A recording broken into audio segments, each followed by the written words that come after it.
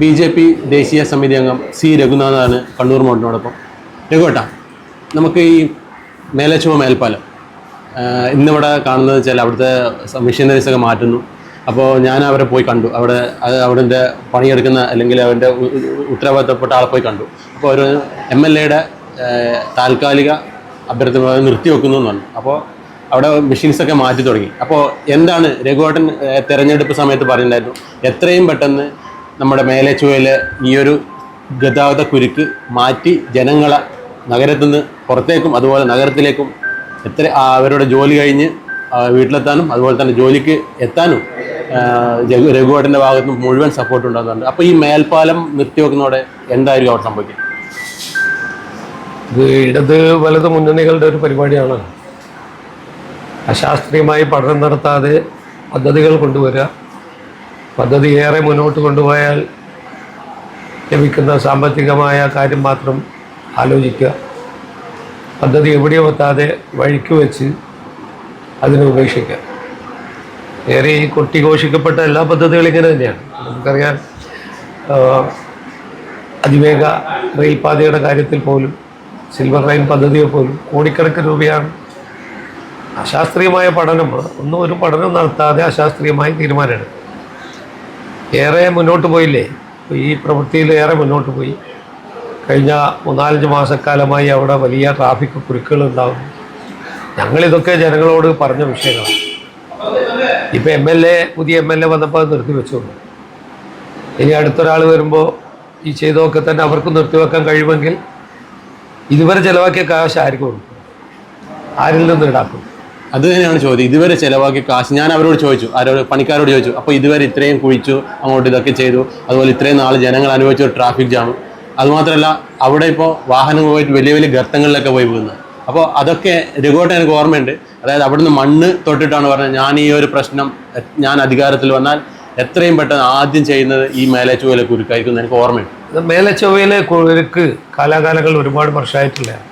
അത് ഇന്നലെയും തുടങ്ങിയല്ല. കാരണം നഗരത്തിൻ്റെ വളർച്ചയോടുകൂടി വാഹനങ്ങളുടെ പെരുപ്പത്തോടുകൂടി നഗരത്തിൽ കുരുക്കുകൾ ഉണ്ടായിരുന്നു.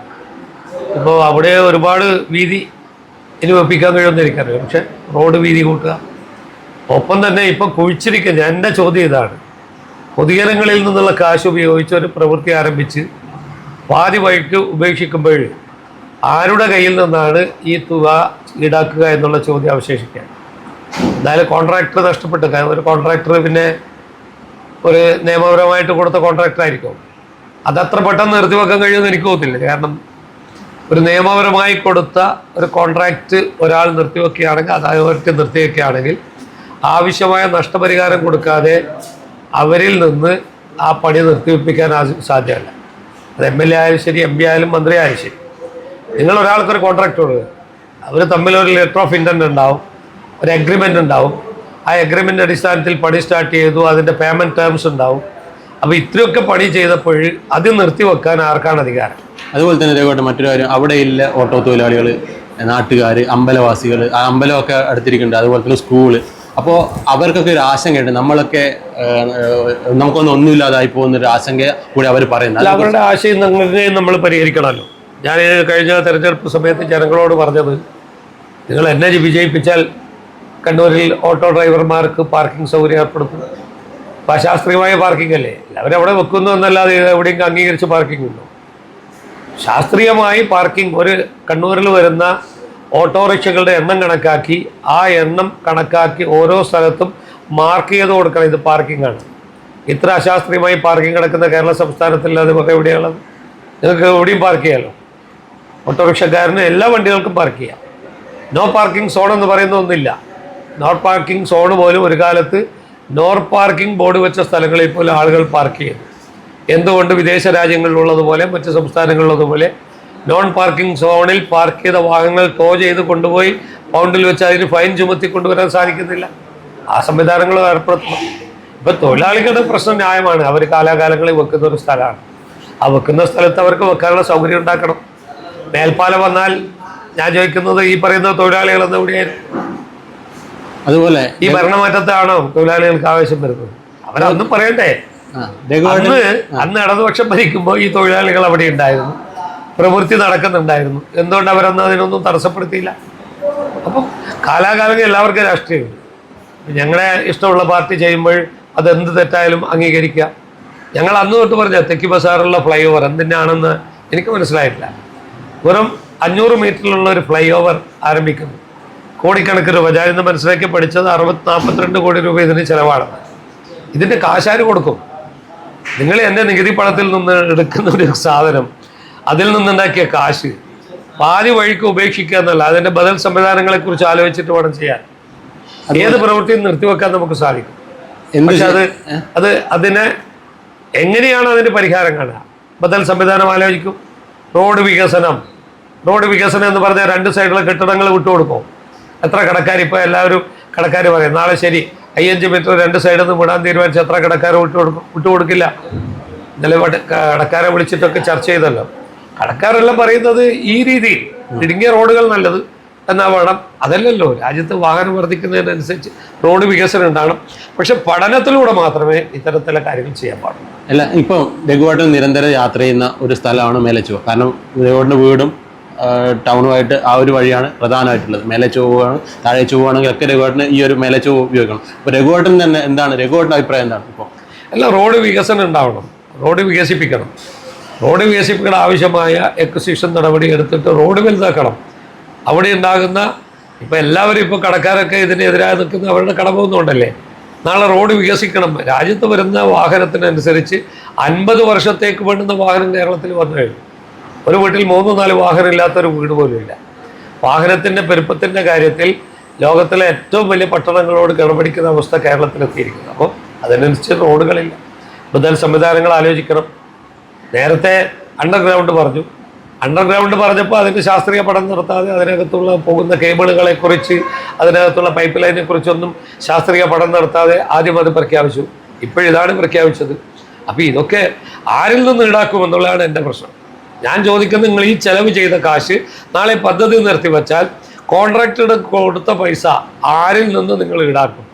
പിന്നെ ഭരണം എല്ലാം തുടർച്ചയല്ലേ. ഒരാൾ കൊണ്ടുവരുന്ന വേറൊരാൾ നിർത്തിയാൽ എന്ത് ചെയ്യും?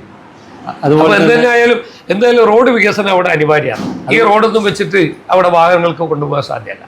അല്ലെങ്കിൽ ഞങ്ങളൊക്കെ പറഞ്ഞ പോലെ ഒരു ബദൽ റോഡ് സംവിധാനം ഉണ്ടാകട്ടെ, ഒരു സമാന്തര പാത ഉണ്ടാക്കാൻ കഴിയട്ടെ. മേലച്ചൊവ്വയിൽ നിന്ന് വയലിലൂടെ കയറാൻ പോകുന്ന ഒരു പാത ഉണ്ടാക്കട്ടെ. നിങ്ങൾ ഈ റോഡ് എത്രയാണ് ഇനി വികസിപ്പിക്കാൻ കഴിയുക? എല്ലാവരും ഇപ്പം പറയുന്ന അവനവൻ്റെ കാര്യങ്ങൾ മാത്രം സംരക്ഷിക്കാനാണ്. ഓട്ടോറിക്ഷക്കാരൻ പറയും അവൻ്റെ സ്ഥലം പോകുന്നതാണ്. പിന്നെ ഫ്ലൈ ഓവർ വന്നാൽ അവിടെ കച്ചവടം ഉണ്ടാവില്ല. ഇതൊക്കെ ആണല്ലോ കാണുന്നത്. അങ്ങനെ എല്ലാ കാലത്തും ഒരാൾ ആലോചിക്കുമ്പോഴാണ് ഇത്തരത്തിലുള്ള വികസന വിരുദ്ധന്മാരുടെ കൈകളിലേക്കാണ് ഇതൊക്കെ നിൽക്കുന്നത്. എന്തായാലും ശാസ്ത്രീയ പഠനം നടത്തട്ടെ. പക്ഷേ ഇതിന് ചിലവാക്കിയ കാശ്, എക്വസിഷൻ നടപടിക്ക് ചിലവാക്കിയ കാശ്, നിർമ്മാണ പ്രവൃത്തിക്ക് നടവാക്കിയ കാശ്, ഈ കാശ് പഠനം നടത്താതെ ഇത് ചിലവഴിച്ചിട്ടുണ്ടെങ്കിൽ അവരിൽ നിന്ന് തിരിച്ചുപിടിക്കാൻ നിങ്ങൾക്ക് സാധിക്കണം. കോൺട്രാക്ടർ ഇതിൽ വലിയ തെറ്റൊന്നും ചെയ്തിട്ടില്ല. കാരണം കോൺട്രാക്ടർ കൊടുത്തിട്ടല്ലേ. അതുപോലെ അതിൽ ഇടതുപക്ഷത്തിൻ്റെ ഒരു അതായത് ഒരു കോർപ്പറേറ്റ് അല്ലെങ്കിൽ സംഘടനയാണെന്ന് തോന്നുന്നു ULCC. അപ്പോൾ ULCC ആണ് ഈ ഒരു കോൺട്രാക്ട് ചെയ്യുന്നത്. അപ്പോൾ ഈ ഒരു പാലം നിർത്തിവെക്കണം എന്ന് പറയുമ്പോൾ പോലും ഇടതുപക്ഷത്തിൻ്റെ ഭാഗത്തുനിന്ന് ഒരു സമരമോ ധർണയോ ഒന്നും ഈ ഒരു പാലത്തിൻ്റെ കണ്ടിൽ ഒന്നും ഉണ്ടായില്ലല്ലോ. ഇല്ല. കാരണം നിർത്തിവെക്കണം എന്ന് പറഞ്ഞപ്പോൾ അവരൊന്നും പറഞ്ഞില്ല. കാരണം അവർക്ക് തന്നെ അറിയാം ഇത് അശാസ്ത്രീയമായിരുന്നു.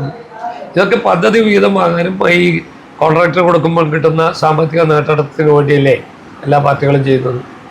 ഇപ്പോൾ കോർപ്പറേഷൻ ആയാലും കോർപ്പറേഷൻ്റെ ഭാരവാഹികളാണല്ലോ ഇപ്പോഴത്തെ MLA ഒക്കെ. അദ്ദേഹം കണ്ണൂർ കോർപ്പറേഷൻ നടത്തിയതിനെ കുറിച്ച് മിനിയാന്ന് ഇപ്പോഴത്തെ മേയർ പറയുന്നത് കേട്ടു. കാർ പാർക്കിങ്ങിനെ കുറിച്ചിട്ട് അതിനൊരു MOU ഉണ്ടായിരുന്നു, AMC ഉണ്ടായിരുന്നു. എന്താ AMC? കാശ് കൊടുത്തിട്ട് എന്നിട്ട് പറയുന്നത് ഇപ്പോൾ ഉള്ളത് കാശ് കൊടുത്തിട്ട് അവരെ വിടുന്നു. അങ്ങനെ കാശ് കൊടുത്ത് വിടാൻ പറ്റുമോ? നിങ്ങൾക്ക് ഒരു എഗ്രിമെൻ്റ് ഉണ്ട്. ആ എഗ്രിമെൻ്റ് പ്രാബല്യത്തിൽ വരുത്താനും എഗ്രിമെൻ്റ് നടപ്പാക്കില്ല നിയമ നടപടി സ്വീകരിക്കാനും എഗ്രിമെൻറ്റിൽ പറഞ്ഞിട്ടുണ്ടാവും. അവർക്ക് നഷ്ടപരിഹാരം അടക്കം കൊടുക്കേണ്ടി വരും. ഇപ്പം ഞാൻ പറയുന്നു, ആ പദ്ധതി നിർത്തലാക്കി എന്ന് MLA പ്രഖ്യാപിച്ചെങ്കിൽ നിയമപരമായി ആ കോൺട്രാക്ടർക്ക് കൊടുത്ത അതോറിറ്റി ഉണ്ടാവും, നാഷണൽ ഹൈവേ അതോറിറ്റി. അവരെ കൊണ്ട് സ്റ്റോപ്പ് മെമ്മോ കൊടുപ്പിക്കണം. നിങ്ങളുടെ എഗ്രിമെൻ്റ് ഞങ്ങൾ ഒഴിവാക്കിയിരിക്കുന്നു എന്ന് പറയുമ്പോൾ അവരെന്ത് ചെയ്യും? അവരതിന് നഷ്ടപരിഹാരം ചോദിക്കും. ഞങ്ങളൊരു വർക്ക് സ്റ്റാർട്ട് ചെയ്ത് ഇത്ര കോടി ചെലവഴിച്ചു, അതുകൊണ്ട് ഇത്ര നഷ്ടപരിഹാരം കൊടുക്കാൻ ബാധ്യസ്ഥരാണ്. കോടതി അവർക്ക് അനുകൂലമായിട്ട് നിൽക്കൂ. നിങ്ങൾ പദ്ധതികൾ ഒരാൾ വരെ തുടങ്ങുകയും അടുത്ത പദ്ധതി കളയലുമല്ല. ഇതുവരെ ഇവരൊക്കെ ഇവിടെ കിടന്നുറങ്ങി. അപ്പോൾ ഇപ്പോൾ ഈ ചിലവാക്കിയ പണമൊക്കെ നമ്മളെ ഖജനാവിൽ നിന്ന് പോയതല്ലേ? ഖജനാവിൽ നിന്ന് പോയി കഴിഞ്ഞാൽ എത്ര കോടി രൂപ അതിനു വേണ്ടി ചെലവഴിച്ചിട്ടുണ്ടാവും? വെറും അതിൻ്റെ എക്വിസിഷൻ നടപടിക്ക് വേണ്ടി എത്ര കോടികൾ ചെലവഴിച്ചിട്ടുണ്ടാവും? അപ്പോൾ ഈ പൈസ ഒക്കെ ആര് കൊടുക്കും? എൻ്റെ ചോദ്യം അത് മാത്രമേ ഉള്ളൂ. MLA പാർട്ടി കൊടുക്കുമോ? ഇല്ലല്ലോ. നേരത്തെയുള്ള ഇടതുപക്ഷത്തിൻ്റെ ആൾ കൊടുക്കുമോ? കൊടുക്കില്ല. കാരണം ഇതൊക്കെ തന്നെ ഞാൻ പറഞ്ഞ ആളുകൾക്ക് ജനങ്ങളെ പറ്റിക്കുന്ന പരിപാടികളാണ്. നിങ്ങളോട് പഠനം നടത്തിയിട്ട് ആ പഠനം ഇംപ്ലിമെൻ്റ് ചെയ്യാൻ ടൈം ലിമിറ്റ് വെക്കണം. എത്ര വർഷമായി? കഴിഞ്ഞ ഇടതുപക്ഷത്തിൻ്റെ കാലത്ത് ആരംഭിച്ച പദ്ധതിയാണ്. ഇപ്പോഴേ തെരഞ്ഞെടുപ്പിൻ്റെ 1 മാസം മുന്നെയാണ് തെരഞ്ഞെടുപ്പ് പ്രഖ്യാപിച്ചപ്പോഴാണ് അവിടെ പൈലിംഗ് നടത്തിയത് എന്ന് നിങ്ങൾക്കറിയാം. ആ സമയത്ത് ഏറ്റവും അധികം ഗതാഗത കുരുക്കുണ്ടായിരുന്നു. ഇപ്പോഴെന്താ നടത്താത്തത്? അപ്പോൾ ഈ പദ്ധതികൾ വരുന്നു. ഈ പദ്ധതികളൊക്കെ തന്നെ പഠനമില്ലാതെ നടപ്പാക്കുന്നു. ഈ പഠനത്തോടുകൂടി ശാസ്ത്രീയമായ അടിത്തറയോടുകൂടി തന്നെ എല്ലാ പദ്ധതികളും നടപ്പാക്കണം. രാജ്യത്ത് വികസനം വേണം. വികസന വിരുദ്ധന്മാരായിക്കൂടാ. എല്ലാ കാലവും എല്ലാത്തിനും വികസന വിരുദ്ധന്മാരായിക്കൂടാ. നമുക്ക് പറ്റുന്ന കാര്യങ്ങൾ ആളുകളെ അധികം ഉപദ്രവിക്കാതെ, അധികം ബുദ്ധിമുട്ടിക്കാതെ, അധികം സമൂഹത്തിന് നഷ്ടം വരുത്താത്ത രീതിയിലുള്ള പദ്ധതികൾ വരണം. അത് പഠിക്കട്ടെ, പുതിയ ഏജൻസി ഏർപ്പെടുക്കട്ടെ. പക്ഷെ കോൺട്രാക്ടർക്ക് കൊടുത്ത പൈസ ആര് കൊടുക്കും എന്നുള്ള ചോദ്യം എൻ്റെ മുന്നിൽ ഇപ്പം അവശേഷിക്കുന്നു. അതിന് ഉത്തരം പറയാൻ നിർത്തിവെക്കുന്നവരും നേരെ നടപ്പാക്കിയവരും ബാധ്യസ്ഥരാണ്. ഞങ്ങൾക്കതിൽ ബാധ്യതയൊന്നുമില്ല.